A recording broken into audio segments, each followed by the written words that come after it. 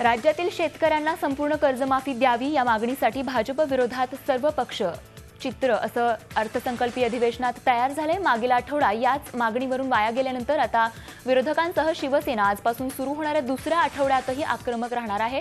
कर्जमाफीच्या मुद्द्यावर विरोधकांसह शिवसेनेकडून भाजपची कोंडी करण्याची व्यूहरचना आखण्यात आली आहे। राज्यातील शेतकऱ्यांची संपूर्ण कर्जमाफी झाल्याशिवाय अर्थसंकल्पीय अधिवेशनाचं कामकाज चालू देणार नाही अशी भूमिका विरोधी पक्षासह शिवसेनेनेही घेतली आहे। त्यामुळे याच मुद्द्यावर अधिवेशनात भाजप एकाकी पडल्याचं चित्र आहे। या कर्जमाफीच्या मुद्द्यावर सर्व पक्ष मिळून भाजपची अधिक कोंडी करून या आठवड्यातही अधिवेशनाचं कामकाज होऊ देणार नाही हे स्पष्ट आहे। शेतकऱ्यांच्या कर्जमाफीसाठी क्रांतिकारी शेतकरी पक्ष आक्रमक झालाय। माजी आमदार शंकरराव गडाख यांच्या नेतृत्वाखाली नेवासा इथल्या तहसील कार्यालयावर मोर्चा काढण्यात आला। सातबारा उतार्यानं भरलेल्या बैलगाड्या घेऊन हा मोर्चा काढण्यात आला। शेतकऱ्यांचा सातबारा कोरा करण्याची मागणी यावेळी करण्यात आली। या मोर्चामध्ये शेतकऱ्यांसह महिलाही मोठ्या संख्येनं सहभागी झाल्या होत्या। राज्यातल्या अनेक पंचायत समित्यांच्या सभापती पदाच्या निवडणुकीत शिवसेनेनं भाजप धक्का देत काँग्रेस आणि राष्ट्रवादीसोबत युती केली आहे। त्यामुळे अस्वस्थ झालेल्या भाजपनं आता जिल्हा परिषद अध्यक्षपदाच्या निवडणुकीत फटका बसू नये यासाठी रणनीती आखण्याची तयारी सुरू केली आहे। काही जिल्हा परिषदांमध्ये भाजप सत्तेच्या जवळ आहे, मात्र शिवसेनेनं अशीच भूमिका कायम ठेवली तर सत्ता हातातून जाण्याची शक्यता आहे आणि त्यामुळेच रात्री मुख्यमंत्री आणि प्रदेशाध्यक्षांनी पक्षाची बैठक बोलावली आहे। यामध्ये अडचणी असलेल्या जिल्हा परिषदांबाबत चर्चा होणार आहे। या बैठकीत भाजपचे संघटन मंत्री, संबंधित जिल्हाध्यक्ष, पालकमंत्री सहभागी होणार आहेत। शिवसेनेबाबत काय भूमिका घेता येईल तसंच आणखी कोणाची मदत घेता येईल का या संदर्भातही चाचपणी या बैठकीत केली जाणार आहे।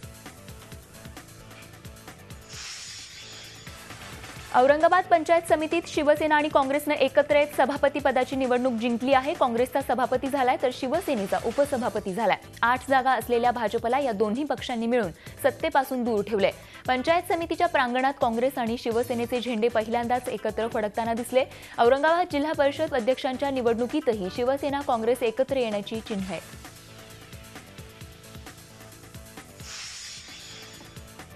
परंपरागत काँग्रेस राष्ट्रवादीच्या बालेकिल्ल्यात पहिल्यांदाच भाजपचं कमळ फुललंय। सांगली जिल्ह्यात पंचायत समितीमध्ये प्रथमच भाजपचे सभापती निवडून आलेत। या पंचायत समितीच्या सभापती निवडीत भाजपचे 5, राष्ट्रवादीचे 4 आणि केवळ एका ठिकाणी काँग्रेसचा सभापती झालाय। यामध्ये मिरज, कडेगाव, आटपाडी, जत, पलूस या ठिकाणी भाजपचे सभापती झाले तर वळवा, तासगाव, कवठे महांकाळ या ठिकाणी राष्ट्रवादीला सभापतीपद मिळाले। केवळ शिराळ्यामध्ये काँग्रेसकडे पंचायत समिती सभापतीपद आलं तर खानापूरमध्ये शिवसेनेला संधी मिळाली आहे।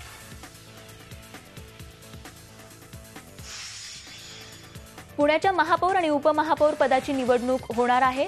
महापालिका निवडणुकीत भाजपला पूर्ण बहुमत मिळाल्यानं दोन्ही पदांवर भाजपचे नगरसेवक विराजमान होतील। भाजपनं महापौर पदासाठी मुक्ता टिळक यांना पसंती दिली आहे तर उपमहापौर पदासाठी नवनाथ कांबळे यांना संधी देण्यात आली आहे। दरम्यान ही निवडणूक ठाणे, नाशिकप्रमाणे बिनविरोध होणार का याकडे सर्वांचं लक्ष आहे। राष्ट्रवादी काँग्रेसनं नंदा लोणकर आणि शिवसेनेनं संगीता ठोसर यांना महापौर पदाच्या शर्यतीत उतरवलंय तर उपमहापौर पदासाठी काँग्रेसच्या लता राजगुरू आणि शिवसेनेचे विशाल धनावडे यांनी अर्ज भरले आहेत। भाजपकडे तब्बल 98 नगरसेवक आहेत, त्यामुळे भाजपचा महापौर होणार हे निश्चित आहे। आज निवडणूक प्रक्रियेच्या सुरुवातीला अर्ज मागे घेण्यासाठी 15 मिनिटांची मुदत दिली जाईल आणि यामध्ये राष्ट्रवादी, शिवसेना आणि काँग्रेसनं आपापले उमेदवार मागे घेतले तर मुक्ता टिळक महापौरपदी आणि नवनाथ कांबळे उपमहापौरपदी बिनविरोध निवडून येतील। अन्यथा हात वरती करून मतदान घेतलं जाईल।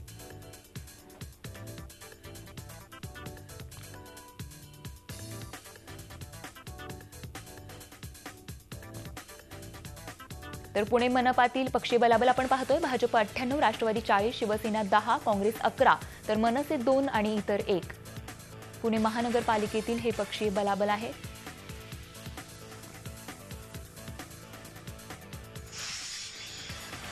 रंजना भानसी नाशिकच्या महापौर झाल्या आहेत। नाशिक महापालिकेत महापौरपदी रंजना भानसी आणि उपमहापौरपदी प्रथमेश गीते यांची बिनविरोध निवड करण्यात आली आहे। सभागृहात आघाडीने वेळेवर माघार घेतल्यानं ही निवडणूक गेल्या 2 दशकांमध्ये पहिल्यांदाच बिनविरोध झाली आहे। सभागृहात कारभार पारदर्शक ठेवण्यासाठी सर्व पदाधिकाऱ्यांचे राजीनामे आधीच लिहून घेण्यात आले होते। मनमानी आणि गैरकारभार कुठल्याही परिस्थितीत खपवून घेतला जाणार नाही असं सांगत पालकमंत्र्यांनी सर्व नगरसेवकांना शहराचा विकास प्राधान्यानं करण्याचे आदेश दिले। पिंपरी चिंचवडच्या महापौरपदी भाजपचे नितीन काळजे यांची तर उपमहापौरपदी शैलजा मोरे यांची बिनविरोध निवड झाली। महापौरांच्या खुर्चीवर बसत काळजे यांनी दोन इतिहास घडवले। एक तर ते भाजपचे पहिले महापौर आणि दुसरं म्हणजे ते पहिलेच अविवाहित महापौर ही ठरलेले आहेत। पालकमंत्री गिरीश बापट आणि माजी पालकमंत्री अजित पवार यांच्यामध्ये शेवटच्या क्षणी चर्चा घडली आणि राष्ट्रवादीने महापौर उपमहापौर निवडणुकीतून माघार घेतली। त्यामुळे काळजे आणि मोरे यांचा मार्ग सुकर झाला। काळजे यांना पक्षातील जगताप लांडगे आणि निष्ठावान यांच्यामध्ये सुरू असलेल्या गटबाजीची सांगड बांधून शहराचा विकास करण्याचं आवाहन असणार आहे।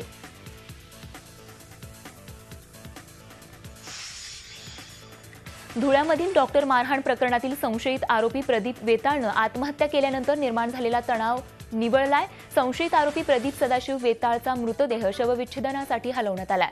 प्रदीप वेताळ यानं पोलीस स्टेशनच्या शौचालयामध्ये गोधडीच्या सहाय्यानं गळफास घेऊन आत्महत्या केल्यानंतर पोलीस स्टेशनमध्ये तणाव निर्माण झाला होता। संशयित आरोपीच्या नातेवाईकांनी पोलीस स्टेशनमध्येच ठिय्या आंदोलन सुरू केलं होतं। मात्र पोलीस अधीक्षक चैतन्य एस यांच्या मध्यस्थीतीनंतर पोलीस ठाण्यातून मृतदेह शवविच्छेदनासाठी हलवण्यात आला। आरोपीच्या मृतदेहाचं इन कॅमेरा शवविच्छेदन केलं जाणार आहे।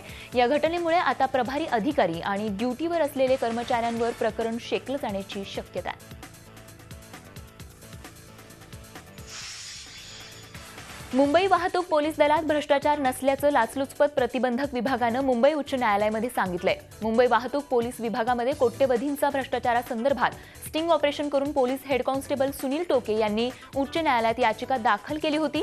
प्रत्येक गुन्ह्यासाठी ट्रॅफिक पोलिसांचं रेट कार्ड ठरलेलं आहे असा सनसनाटी दावाही टोकेंनी उच्च न्यायालयात केला होता आणि याच प्रकरणी मुंबई उच्च न्यायालयानं अतिरिक्त पोलीस महासंचालक एसीबी यांना मुंबई आणि इतर वाहतूक विभागातील भ्रष्टाचाराची चौकशी करून अहवाल पुढील 6 आठवड्यात सादर करण्याचे आदेश दिले होते आणि त्यानुसार सुनील टोके यांच्या याचिकेवर एसीबीनं अहवाल सादर केला आणि याच अहवालानुसार एसीबीनं 29 जणांची चौकशी करून जबाब नोंदवला। या चौकशीत मुंबई ट्रॅफिक पोलीस दलात भ्रष्टाचार नसल्याचं उत्तर एसीबीनं दाखल केलंय आणि यावर आता याचिकाकर्त्यांनी दिलेल्या व्हिडिओ क्लिप्स तपासून अहवाल सादर करण्याचे आदेश मुंबई उच्च न्यायालयानं सरकारी वकिलांना दिले आहेत।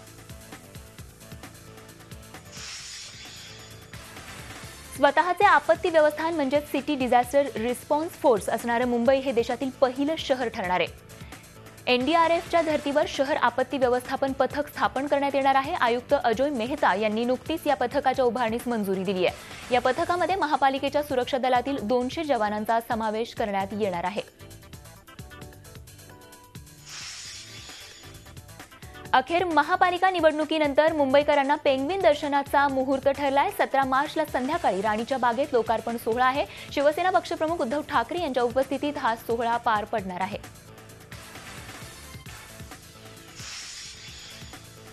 पाच राज्यांच्या निकालानंतर शेअर बाजारात कमालीची उसळी पाहायला मिळाली। काल बाजार उघडता सेन्सेक्स 500 अंकांनी वधारला तर निफ्टीमध्ये ही 150 अंकांची उसळी बघायला मिळाली। ही तेजी जर शेवटपर्यंत कायम राहिली तर सेन्सेक्समध्ये 496 अंश आणि निफ्टीमध्ये 140 अंशांच्या वाढीसह बाजार बंद झाला। उत्तर प्रदेशात उत्तराखंडमध्ये भाजपला स्पष्ट बहुमत मिळालंय त्यामुळे आता केंद्रातल्या मोदी सरकारला आणखीन शक्ती मिळणार आहे। आर्थिक सुधारणांचे निर्णय आता आणखीन वेगानं आणि प्रभावीपणे घेतले जातील अशी बाजाराची आशा आहे आणि त्यामुळेच बाजारामध्ये मोठी वाढ बघायला मिळाली।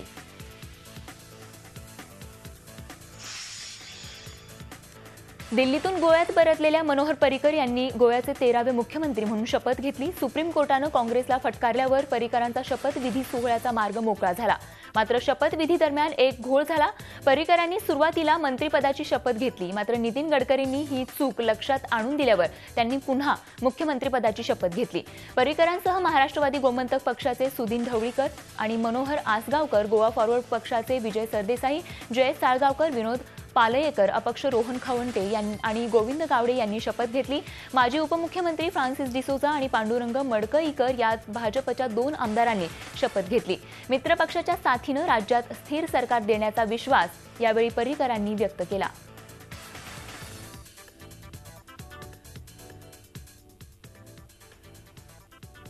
Within 1 month we will give common minimum program so that there is a financial common minimum and policy common minimum. Budget will be as per the new regulations and GDP projections. It will be realigned with the new projections. It will be absolutely as per the norms of finances. Maybe We'll take one more year to come to perfect level. गोव्यामध्ये दुसऱ्या क्रमांकाच्या भाजपची सत्ता स्थापन झाल्याच्या दुसऱ्याच दिवशी मणिपूरमध्येही हाच चमत्कार होतोय. भाजपाचे संसदीय पक्षाचे नेते एन बिरेन सिंग दुपारी 1 वाजता मुख्यमंत्रीपदाची शपथ घेतील. या ईशान्येकडच्या राज्यात भाजपच्या नेतृत्वाखाली स्थापन होणारे हे पहिलेच सरकार आहे. 21 आमदार असलेल्या भाजपला नागा पीपल्स फ्रंट आणि अपक्ष आमदारांसह संख्याबळ 32 झाल्याचा भाजपचा दावा आहे.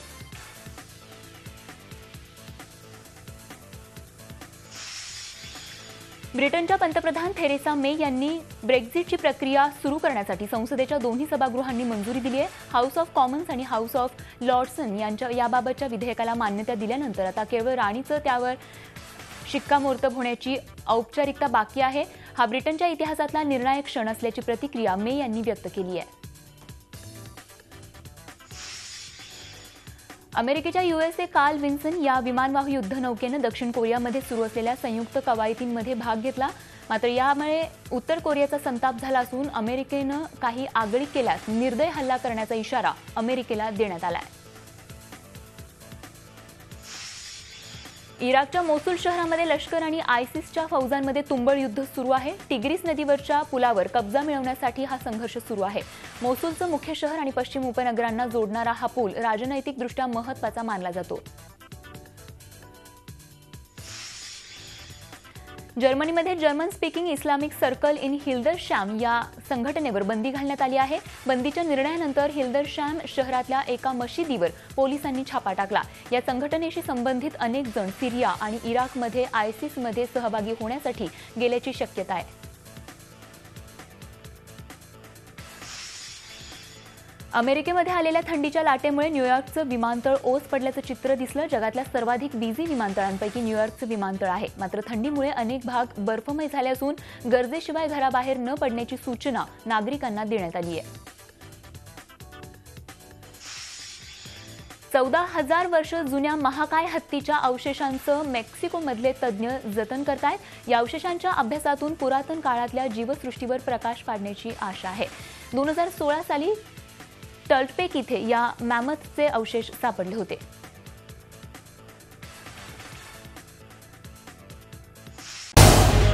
झी 24 तास रहा एक पाऊल पुढे.